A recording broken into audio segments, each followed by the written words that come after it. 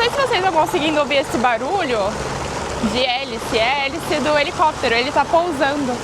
O Dan vai filmar aí pra vocês, lá na frente, naquele prédio que tem o topo deles azul, tem um helicóptero pousando ali. E aqui é muito normal, tá? A gente escutar helicóptero, ver helicóptero pousando, porque esses executivos é outro nível, né, gente? Eles não pegam trânsito igual a gente, não. Não pega metrô, não pega Uber, não pega nada, é só helicóptero.